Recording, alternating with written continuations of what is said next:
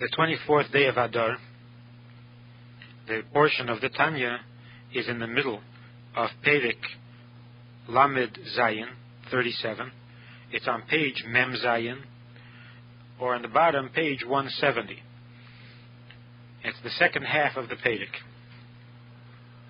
Until now, the Rebbe has explained how in the performance of a mitzvah, the animal soul which performs the mitzvah, the strength of the body that acts on the mitzvah, the object with which the mitzvah is being performed, including also the energy that goes into the speaking, into the movement of the lips.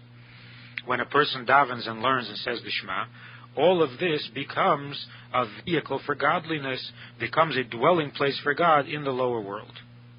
Now the Rebbe takes it a step further, because all that was mentioned until now is because it is involved in the act of a mitzvah.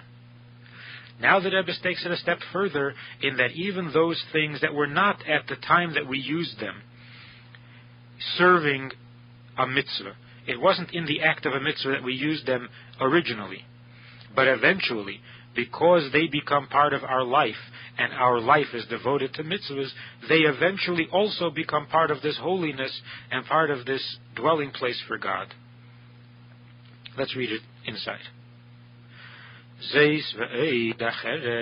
This and more, not only what was mentioned above, in the performance of a mitzvah,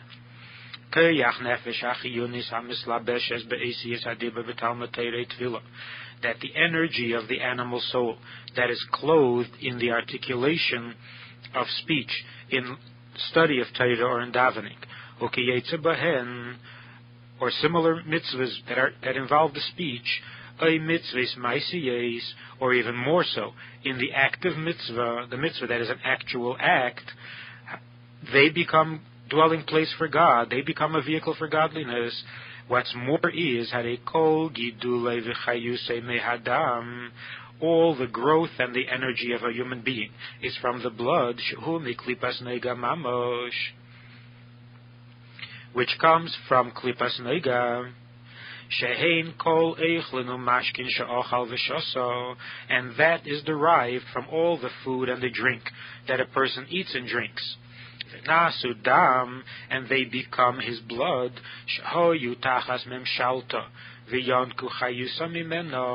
and they, all of those things, the food and the drink, were under the dominion of the klippa, and got its life from klippa, the ata, and now when the person is doing the mitzvah, he mishapeches mera'aletev, all that food, all that drink, and the blood itself is transformed from bad to good, from klippa to holiness, v'nichlel es bigdusha, and it becomes absorbed into holiness, al yedei keyach nefesh achiyunis, through the power of the animal soul, the strength of the animal soul. Hagodel memeno, since the animal soul's strength derives from those foods and from that drink that the person ate and drank, and this energy of the animal soul is now clothed in the words of Torah, or in this act of a mitzvah,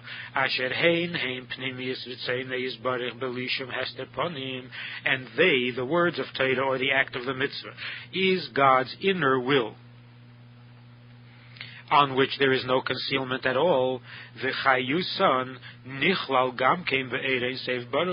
and therefore their life, their energy, also becomes absorbed into God's light, which is His will.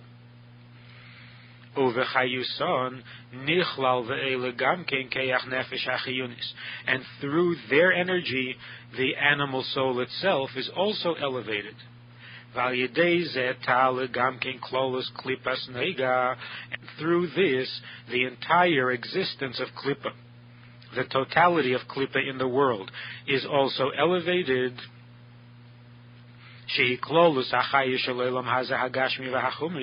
which means all the life that is given to this physical world, to this mundane world.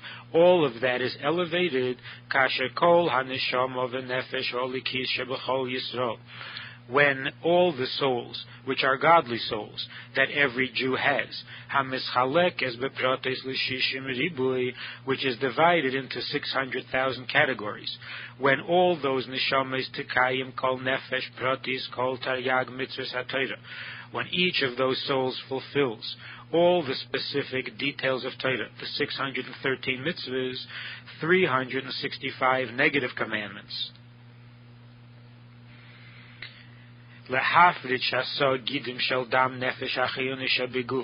which in avoiding those 365 prohibitions, we separate the 365 arteries or veins that the body has. We separate them from the unholiness, from klipa, that they should not receive any energy or any life from the sin, which would be coming from the three totally dark, evil klipa that are completely unholy, and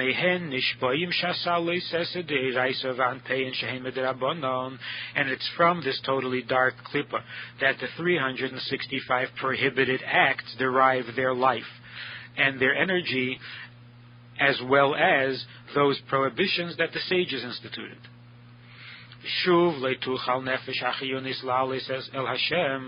And if that were to happen, then the animal soul would be dragged down to the level of the totally dark klipa, and then it would not be able to be elevated and to be brought back to godliness. If it should become contaminated and made unholy by the unholiness of the totally dark klipa, because they can never be raised up, they can never be elevated, they can only be rejected and removed. Unlike those things that come from the neutral klipa, which is called klipas naga, although it too is not holiness, but because it is neutral, it can easily be raised and become absorbed into godliness, to where it too becomes literal holiness. Whereas those things that are prohibited, because they derive their life from the totally dark klipa, a klipa that completely blocks out the godliness that is in it, therefore there is no way that we can elevate it and absorb it into holiness. It does not absorb. It doesn't become part of holiness, even if we do a mitzvah with it. So that if a person were to eat an non-kosher food and derive energy from that, and then use that energy to perform a mitzvah, the mitzvah will be a mitzvah, but the energy that he put into it will not be absorbed into the holiness of the mitzvah, but will remain unholy.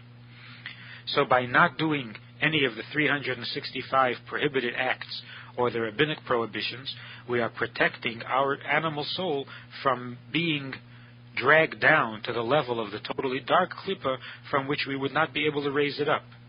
We could separate ourselves from it, reject it, jettison the unholiness, and go back to holiness, but we wouldn't be able to bring that back with us. We would have to discard it. As it says,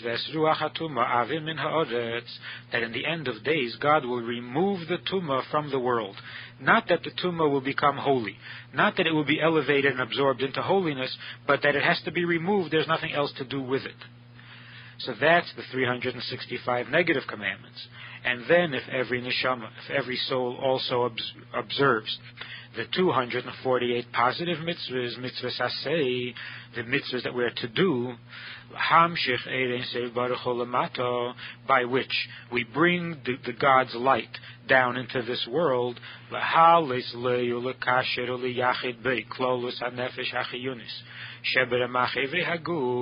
and through the doing of the mitzvah.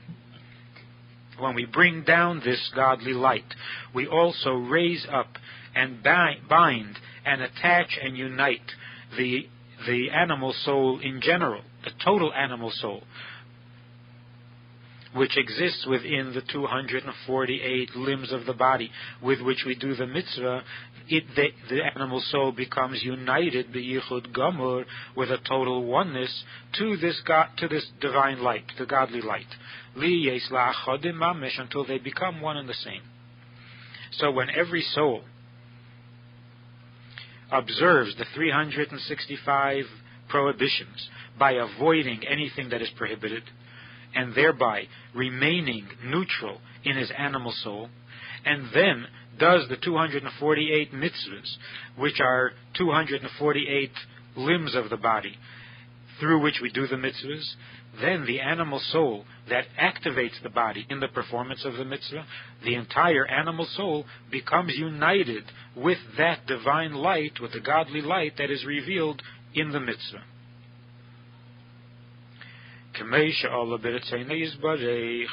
Which was God's original will, to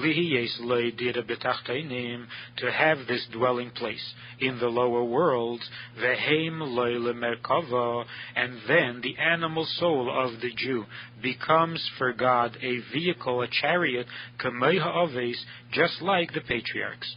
And as we started learning in an earlier chapter, that the patriarchs were the vehicle of godliness, the chariot of God, which was seen in the vision of Yecheskel, in that their body was constantly and exclusively a vehicle for godliness.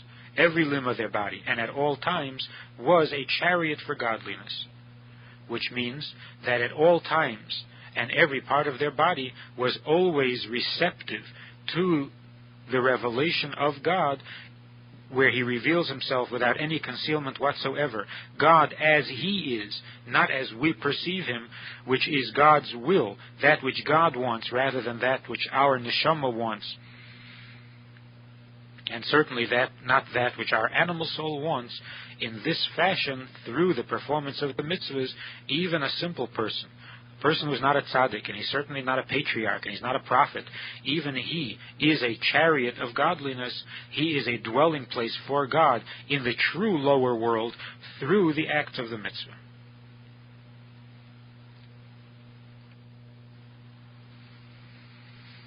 In connection with what we're learning here in Tanya, that when all Jews will observe all the mitzvahs, the positive mitzvahs as well as the negative mitzvahs, that prepares the animal soul and makes it a dwelling place for God.